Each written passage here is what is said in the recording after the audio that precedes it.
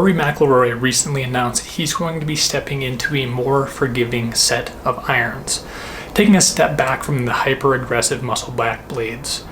And referring to these clubs exactly, the Cobra RF Rev 33s, it took 33 revisions for Cobra and Ricky Fowler to get to the perfect club specific to his play. And even then, he's stepped back a couple years ago into a more forgiving iron set as well. So why in the world would an amateur think that they can play to the standard of a professional? Why would they play blades when even the best in the world can't? Especially when there are game improvement irons out there that are going to minimize your lateral dispersion, add some extra carry, and be far more forgiving for those bound to be inconsistent strikes that we intermediate, mid-handicappers, and even scratch players have. Well, maybe it's because golf isn't exactly a logical game, and every decision you make for what club you put in your bag doesn't need to be logical either. Golf is completely customizable based on what you want your game to be like, whether how you dress, whether what your bag looks like. You can be a junior, you can be a senior playing this game. You can go out and play to have fun with the boys. You can go out to try to post your lowest score every single time you step on the course. Either way, the tools that you use to do it are personalized to you. If you do play blades, it's possible you'll lose a stroke or two, in a case that a game improvement iron might actually save you.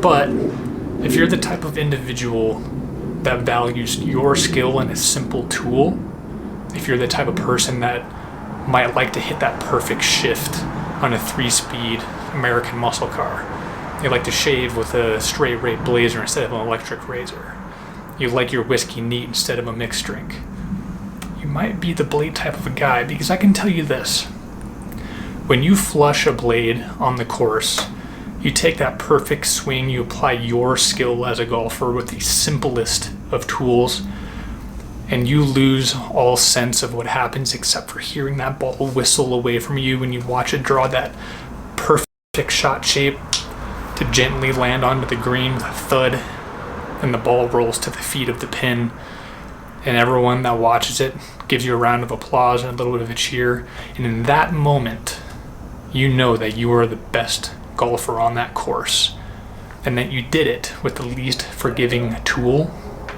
That's a good feeling. I think that's what playing blades is all about. You're not going to make a perfect shot every time. They're going to be unforgiving. They're going to hurt you every now and then. You're going to pay a tax in yardage that if you mishit these, they're going to let you know. Game improvement irons probably won't do that to you, but every now and then you'll get that perfect strike at the perfect time. And that's going to be what gets you coming back to these over and over and over. And it might even be what keeps you in the game of golf for your entire life.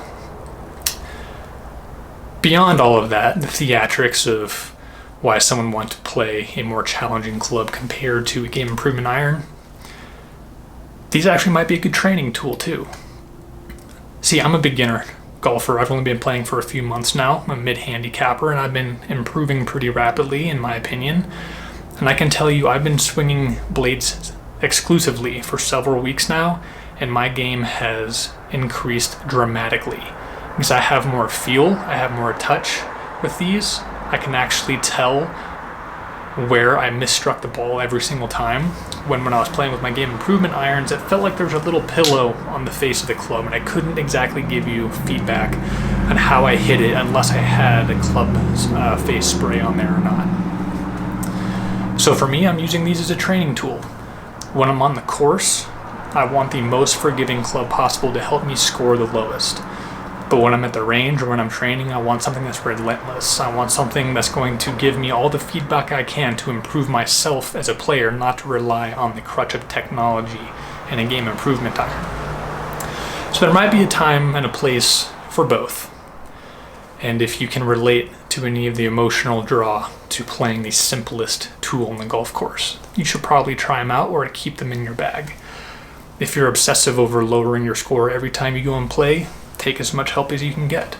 But in my opinion, there's value in both. And if you haven't played both, I think you're holding yourself back on both fronts.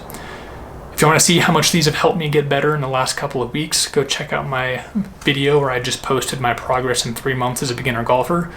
Stay tuned for more content seeing how much I can lower my handicap within a year using these as a training tool and using these as my scoring clubs. Thanks for watching today. Keep in mind that just by watching this video, you help me raise money for the PGA Hope program. If you want to know how that works, go check out the other videos on my channel. Consider hitting that subscribe button and joining our team so we can help people that need it. On a smaller note, I did manage to get these on a heck of a deal, really low price because they're secondhand. And the previous owner did some arts and crafts with them where they colored in the RF logo. And it's kind of like a teal and a pink right now. I think I might change it back to something different. So drop a comment as to what color you think I should change these clubs back to. Maybe a red, white, and blue. Maybe the standard white and orange. Let me know what you think. Have a good day and do something good for someone, even if it is just hitting watch on another one of my videos. Thanks. See ya.